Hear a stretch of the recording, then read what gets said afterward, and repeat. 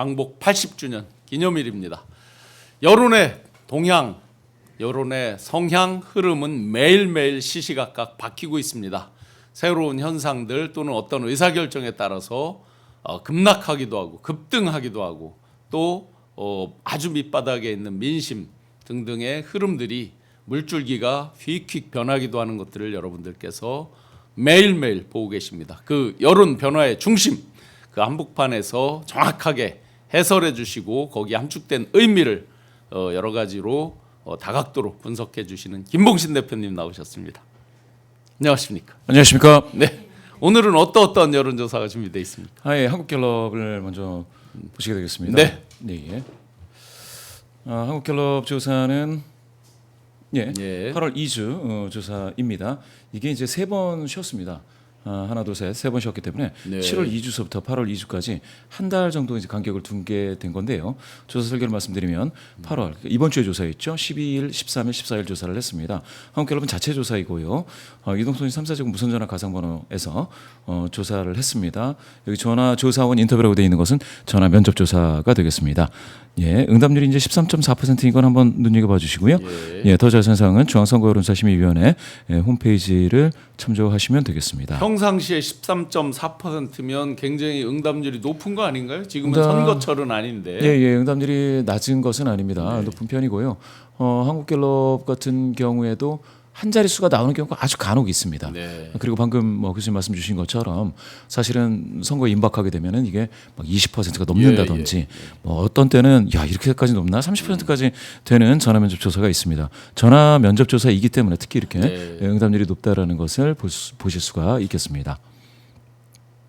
자, 오늘 조사에서요. 가장 중요한 내용은 궁금하셨던 것은 대통령 국정 긍정률일 텐데요.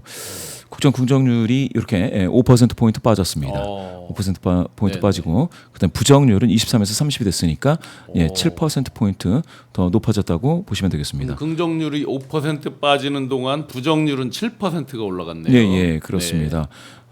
그래서 요렇게만 따지면은 기존에 이제 60% 초중반에 있었던 그 4번의 조사 이후에 최초로 그 60% 선이 깨져서 하향 돌파됐다. 50%대가 됐다. 이렇게도 보실 수가 있는데 또 다른 측면에서는 이 5%포인트는 5.2 이내입니다. 5.2 이내의 변동이기 때문에 전고점으로 따져서 65로 따지더라도 6%포인트 빠진 게 되죠. 이렇게 되면은 이 조사, 1000명 조사는 오차 범위를 방금 이제 보셨을 텐데요. 3.1%포인트이기 때문에 6.2를 넘어서야 이게 유의한 차이입니다. 그렇게 따지면은 아직은 5.2 이내에서의 변동이다. 이렇게도 해석하실 수가 있겠습니다. 다만 부정률이 높아진 것은 오차 범위를 벗어난 움직임이다. 이렇게 보실 수가 있겠고요. 거기에 따라서 그러면 긍정 이유와 부정 이유 한번 보시겠습니다. 긍정 이유는 역시 경제 민생 또 민생 회복 지원금이 6%로 나타나서 4위에 랭크됐습니다. 소통은 아쉽게도 7%포인트 빠져서 8%로 됐으니까 이게 한 소통이 한 15 됐다가 지금 내려왔다라고 봐야 될 것 같고요. 외교 부분은 이렇게 지금 3번 쉬고 8월 2주 조사가 됐는데요. 쉬는 기간 동안 그 미국 정부와 트럼프 정부와 그 관세 협상이 있었지 않겠습니까? 거기에 대해서는 외교 때문에 지지한다, 긍정 평가한다가 4%포인트 많아져서 5%가 됐다라는 점 확인해 주실 수 있고요. 부정 평가 이유를 보시면은 부정한다라는 303명 중에 특별 사면이 22%가 이게 이제 갑자기 생긴 거죠. 그래서 플러스 22%가 전체 22%하고 같은 비율인데요. 특별 사면에 의한 영향이 있더라. 이렇게 보시면 되겠고요. 이게 이제 1위였습니다. 과도한 복지, 민생 지원금 이런 내용이 1위였는데 이게 14%포인트 빠져서 11위 됐습니다. 즉 민생 지원금 때문에 대통령을 부정한다라고 하셨던 분들은 목소리가 좀 잦아들고 특별 사면 때문에 나는 부정평가한다라는 분은 상당히 많아진 것을 보실 수가 있습니다. 외교 때문에 나는 부정평가한다. 이게 4%포인트 적어졌거든요. 그렇게 따지면은 이 외교 문제, 트럼프 정부와 행정부와 관세 협상을 한 결과에 대해서는 부정평가하시는 분들 중에서 좀 줄었습니다. 인사 문제도 마찬가지로 6%포인트 줄었습니다. 그래서 이게 이제 두 자릿수였다가 지금 한 자릿수 5%가 됐는데요. 그렇게 따진다면 지금 여기 민생 지원금 때문에 나는 부정한다. 또 외교 때문에 부정한다. 또 인사 잘못해서 부정한다. 이런 분들이 부정의 이유로 지금 특별 사면으로 다 좀 한 군데로 몰려가고 있다. 이렇게 보실 수 있겠습니다. 정당 지지도 두 번째 이제 지표 가장 또 우리가 많이 보는 것은 정당 지지도인데요. 정당 지지도도 더불어민주당이 5%포인트 빠졌습니다. 역시 마찬가지로 5점 이내의 변동이라는 점 먼저 확인을 드립니다. 네네. 그리고 국민의힘은 지금 이와 같이 21, 23, 22, 19, 19, 22입니다. 자, 갤럽만 보면 자 보시면은 이렇게 보시면은 여기에서 19, 19에서 숨고르기 한번 들어갔죠. 네. 여기서 더 빠졌다고 하면 이게 어떻게 되는 겁니까? 10% 중반으로 빠질 텐데요. 지금 국민의힘이 어떻게 보면은 경선 컨벤션도 있을 거고요.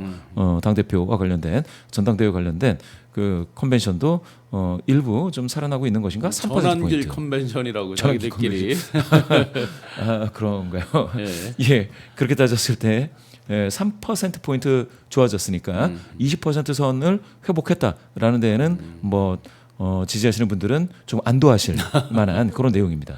이게 더 빠지면 10% 중반인데 그러면 진짜 참혹한 그 지지도가 나타나죠. 그래서 그건 그렇고요. 민주당이 5%포인트 빠진 것 그리고 대통령 5%포인트 빠진 것 요거는 같은 흐름이다 이렇게 보실 수가 있을 텐데요. 여기서 한 가지 비교 삼아 보셔야 될 게 있습니다. 비교 삼아 보셔야 될 거는 뭐냐? 여기입니다. 예. KBS. 네. KBS 또 한국리서치 조사입니다. KBS 한국리서치 조사는 월화수목 조사를 했습니다. 갤럽이 화수목 조사입니다. 1,005명 조사고 조사 방식 거의 비슷합니다. 휴대전화 가상번호를 활용을 해서요. 그런데 이제 응답률이 보시면 15.2니까 네. 약간 더 좋다라고 네. 보실 수가 있습니다.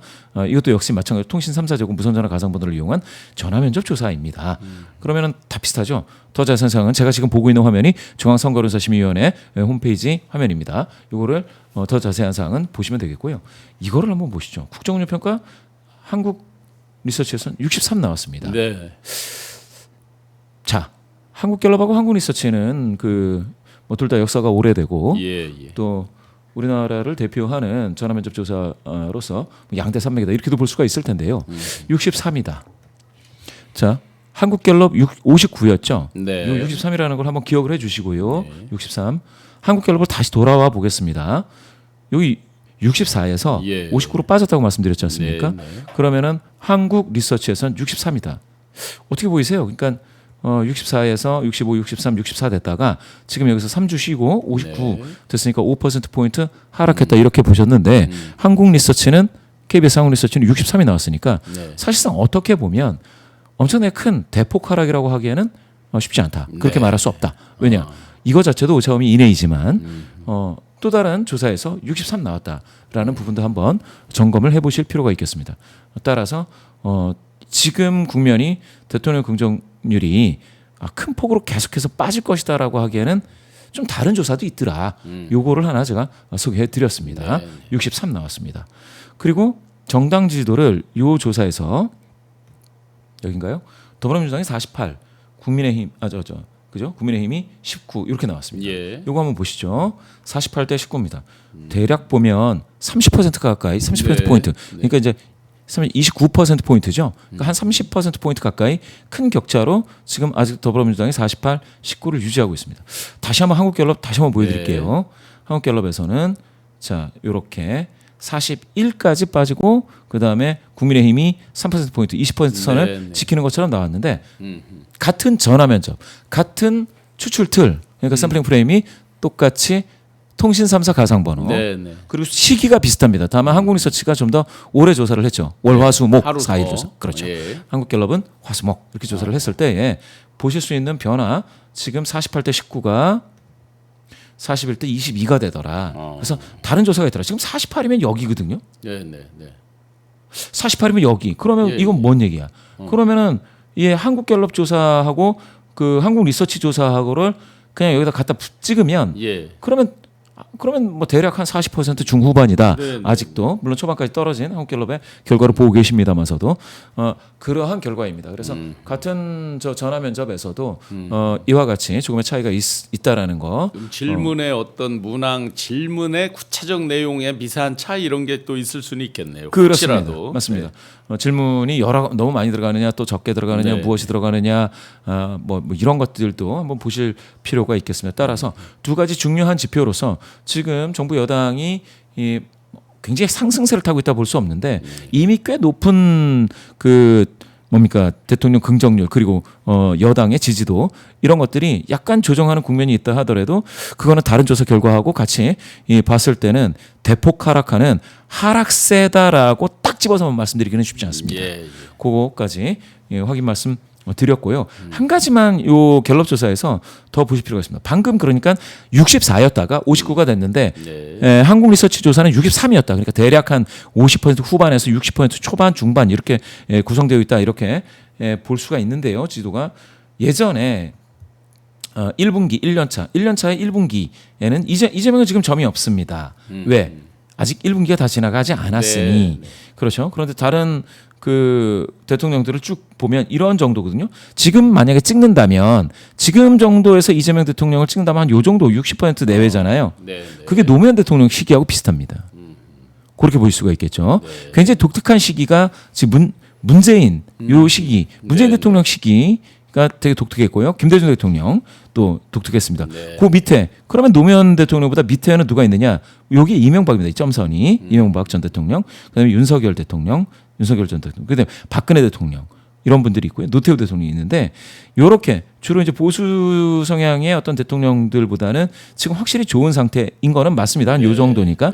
그러면 이제 노무현 대통령 시기와 비슷하게 지금 되어 있는데 노무현 대통령이 이렇게 급하게 빠졌던 것하고 비교하시면은 김대중 대통령이나 문재인 대통령이 그렇게 급하게 빠지지는 않았습니다. 요 시기를 한번 비교를 나중에 한번 해보실 일도 있겠지만 이렇게 빠지는 거는 나중에 이게 무슨 탄핵 그 노무현 대통령도 이제 탄핵이 인용되지는 않았지만 네. 그 시기가 일부 있었다라는 것을 감안해서 보시면 되겠고요. 여기 이명박 대통령은 진짜 역대급으로 빠졌죠. 네. 윤석열 대통령 바로 뭐 소고기 뭐 등등등이 예. 있었죠. 네. 정확하게 보셨습니다. 소고기 한미 FTA와 관련해서 농민단체들이 계속해서 반대 의사 표명을 했는데도 그때 이제 당선자 입장에서 거기에 대해서 좀 뭐라 그럴까요? 소통이 좀 부족했죠. 그러면서 광화문이 완전히 촛불로 불타오르는 그 시기가 되면서 이명박 대통령이 쭉 빠졌고요. 여기 또 그 다음 기울기로 따지면 더 가파른 그 다음으로 가파른 예. 요 분은 바로 윤석열 전 대통령입니다. 요때는 잘 아시다시피 만 5세 입하. 바이든 날리면 바이든 날리면. 만 5세 입하. 그렇죠. 네. 정확하게 보셨습니다. 바로 그게 이제 영향이 있었고요. 이때 벌써 MBC 같은 경우에는 KRI 조사에서 이미 나왔던 게 김건희 여사와 관련된 네. 뭐 이게 수사가 돼야 되느냐 제가 정확하게 기억하는 것은 수사를 해야 되느냐 말아야 되느냐를 물었을 때 수사를 해야 된다라는 그런 그 응답 그 여론이 네, 네. 상당히 우세했던 그런 시기입니다. 그렇게 따졌을 때 지금 이재명 대통령이 점을 찍으면 노무현 대통령하고 비슷할 것이다. 그런데 이게 옆으로 쭉 갈 건지 올라갈 건지 내지는 뭐 하락세가 될 건지 요거는 지금 이 시청자 아직 분들께서 2달 가지고는 다 알 수는 없다 방향성을. 맞습니다. 네. 관심 가지고 예. 봐주시면 될 것 같습니다. 예. 나머지 이슈 점검을 좀 뭐 빠르게 예. 해드린다면요. 오늘의 이슈. 자, 내려가서 또 내려가서 일본. 네. 일본이 오늘 광복절이니까. 예, 네. 재미있는데 좀 뭐라 그럴까? 호감이 간다가 38인데 이거 상당히 높아진 겁니다. 38. 오. 38. 어허. 38이 왜 높아졌느냐? 네. 과거에 이게 막 10%대였어요. 일본에 대한 호감도가 이렇게 높아졌다라고 하는 것은 저는 그 일본에 대한 호감도가 이렇게 높아졌다는 것은 우리 광복절인데 네. 와 이거 일본에 대한 호감도가 광복절을 앞두고 높아졌다라는 이 지표를 보면서 저는 대한민국 국민들이 자신감 아니겠느냐 이런 생각이 좀 들게 됐습니다. 어떻게 보면 국제사회에서 이제 일본은 그 동등하거나 내지는 하위 파트너로서 좀 트럼프한테 좀 심하게 요새 괴롭힘을 당했잖아요. 그러다 보니까 이게 동병상련 이런 예. 것도 있는 것 같고 예. 조금 우리보다 더 당하는 것 같기도 예, 하고. 더 당한 것 같아요. 15%인 줄 알았더니 쏘갔다 뭐 이런 거고. 그런 의미에서 좀 보실 수도 있겠고요. 호감도가 특히 높은 세대는 지금 청년 세대, 20대에서 61이 나왔습니다. 호감도가. 이런 것들은 되게 지금 오히려 이런 생각도 해봤습니다. 일본의 청년들이 우리 문화에 대한 어떤 수용도가 높아지는 그 과정에 있기 때문에 그렇다라는 것도 한번 볼 수가 있었고요. 몇 가지 이슈 중에서 또 이 어디입니까? 한국 리서치 이게 KBS 조사입니다. 여기에서 이슈 몇 개 짚어드리면 될 것 같습니다. 네. 조국 혁신당 대표를 8.15 특별 사면 복권 여기에 대해서 적절 부적절이 대등하게 나왔습니다. KBS 한국 리서치 조사에서 한국 리서치 조사 방금 말씀드렸던 그 내용입니다. 적절 부적절이 대등하다. 그러니까 이렇게 따지면은 그러면은 이 특별 사면에 삼성 관계자들이 많이 들어갔잖아요. 그거 적절했느냐 부적절했느냐 이야기할 수가 있겠죠. 또 보수 인사들도 있었죠. 적절했느냐 부적절했느냐 다 얘기할 수 있는데. 그러면 아까 이제 물론 특정인에 대한 사면에 대한 걸 질문한 거지만 아까 대통령 부정평가위 중에서 특별 사면이 22%로 1등이었잖아요, 그죠? 맞습니다. 근데 지금 저걸로만 보면 반반이잖아요. 지금. 예. 그러면 왜 저게 22로 1등까지 올라갔을까? 그렇죠. 결국 그러니까 사면에 의해서 부정평가가 취소됐다라고 말씀드리기가 약간 애매한 건 이렇게까지 많이 나온 거는 여기에 있었던 사람들이 옮겨간 거지 않습니까? 민생지원금, 외교, 저 인사 문제 이런 것들에 대해서 탓하는데 최근 이슈가 특별사면인 거예요. 그러니까 나머지는 계속 지속되는 이슈들이고 특별사면은 일회성 이슈잖아요. 그렇죠. 엄밀히 보면 한 반짝. 번 있는 거지 그렇죠. 뭐 매번 하는 게 아니니까. 그러니까 이쪽으로 내가 부정평가는 이유가 이쪽으로 쏠렸다라는 것이 이것 때문에 물론 이제 부정평가가 7% 포인트 많아진 것은 확실히 있습니다만 그렇지만 특별사면 때문이라고 할 것 같으면 지금 그러면 이거보다 더 갚아야 되는 거 아니냐. 그럼 부정평가가 막 30을 넘어서 40까지 올라가야 되는 거 아니냐. 이렇게 볼 수가 있는데 그런 것은 또 아니다. 그래서 특별사면이 정말 해석하기가 너무너무 힘듭니다. 저도 요새 너무 힘들어서 죽겠습니다.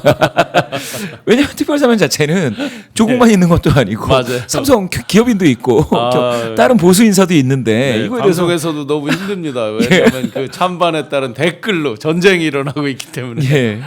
오늘 뭐 시간이 많지 않은데 요거 한번 짚어드리면 이게 과연 이게 조국 때문이냐 이거를 한번 볼 수가 있습니다. 이게 대통령 긍부정이 변화한 거죠. 대통령의 긍정이 긍정률 5% 빠지고 부정률이 7% 올라간 요 7% 올라간 거는 오차범위 밖의 변동인데 요 내용을 보면 참 재미있습니다. 뭐가 있느냐? 그렇다면요. 많이 있다 있지 않습니까? 이게 관심이거든요. 평소 관심이 많이 있다는 사람들이 그러면 이게 막 15 정도 나와야 돼요. 왜냐하면 조국 전 대표 이슈는 정치 이슈입니다. 그러면 정치에 관심이 많이 있다는 사람 쪽에서 이게 대통령 긍부정이 확 움직여줘야 돼요.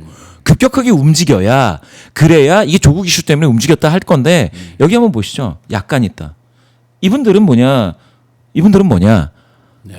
관심이 약간 있다. 이분들은 정치라든지 이쪽이 아니고 복지 또는 경제 이쪽 관심이 있는 분들이거든요. 그러면은 이 약간 있다 해서 오차범위 밖에 9%포인트 부정률이 높아졌다. 요거와 함께 요거 한번 읽어보시죠. 무지근태 기타에서요. 긍정률은 13 빠지고 부정률이 10% 올라갔습니다. 둘 다 오차범위 이내의 변동이지만 무지근태 기타 하시는 분들이 사실은 연금소득자라든지 아니면 투자를 해가지고 좀 받는다든지 이자 소득자든지 이거거든요.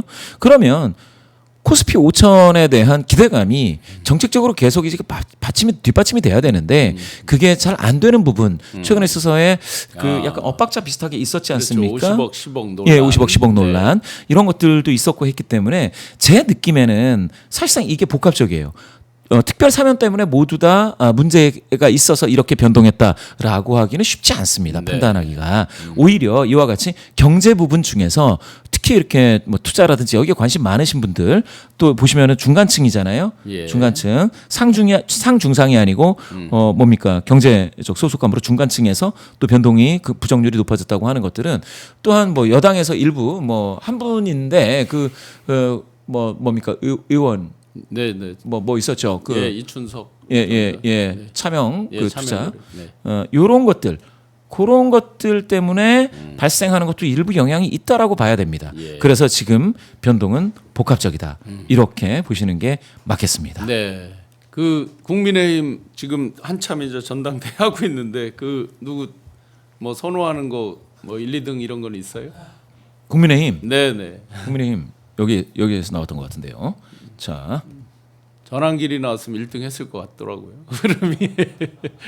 네. 아 김문수가 1인가요? 여기 없네.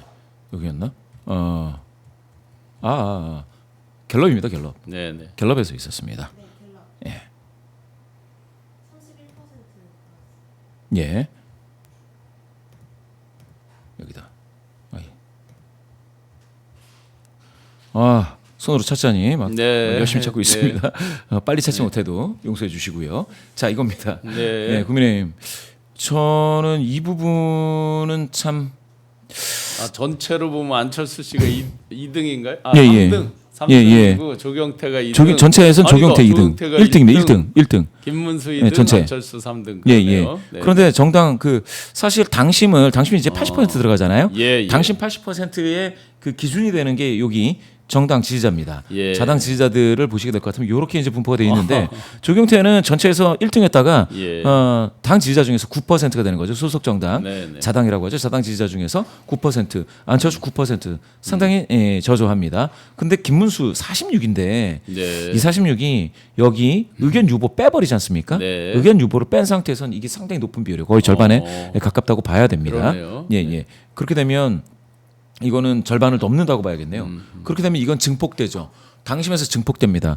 잘하면 이 결과만으로 따지고 놓으면 김문수 후보가 결선 없이 당선이 될 수도 있습니다. 해서 예. 한 판에 끝날 수 있겠네요. 예, 한 판에 끝날 수 네, 그러면 뭐 예, 그리고 20% 반영되는 그 뭡니까? 민심은 요거 기준인데요. 여기서는 장동혁 후보가 14 나왔습니다.